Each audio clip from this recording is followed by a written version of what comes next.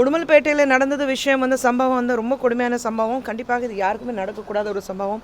ஆனால் கடந்த 3 வருடத்தில் நம்ம பார்த்துட்டு வரோம் எப்படி வந்து இந்த ஜாதி பிரச்சனையில் வந்து ஒரு கலப்பு திருமணம் நடந்தாலே, ஒரு காதல் ஜோடி இருந்தாலே இந்த மாதிரி ஒரு ஜாதி வெறியில் இந்த மாதிரி ஒரு கொலைகள். ஏன்னா இது வந்து உடுமல்பேட்டையில் நடந்த வந்து 81வது கொலை ஜாதி வெறியில் நடந்தது.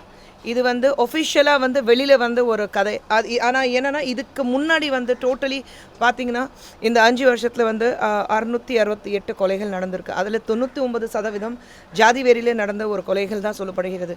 அப்படி இருக்கும்போது ஏன் இந்த ஜாதி வெறியில் இன்னும் மக்கள் வாழ்ந்துட்டுருக்காங்க? நம்ம முன்னேறிட்டோம், அடுத்தது வந்து வேறு கிரகத்தில் வாழ்கிறதுக்கு வாய்ப்பு இருக்கான்னு நம்ம நோக்கி போயிட்டுருக்கும்போது நம்ம தமிழ்நாட்டில் வந்து இன்னும் வந்து ஒரு ஜாதி வெறித்தனமாக சுற்றிட்டுருக்கோன்னு பார்க்கும்போது முன்னேறிட்டு இருக்குமா இல்லை பின்தங்கி போயிட்டுருக்குமானா தெரியல. இப்போ யாராவது எதிர்த்தாங்களா கலப்பு திருமணத்தை? எதிர்க்கல.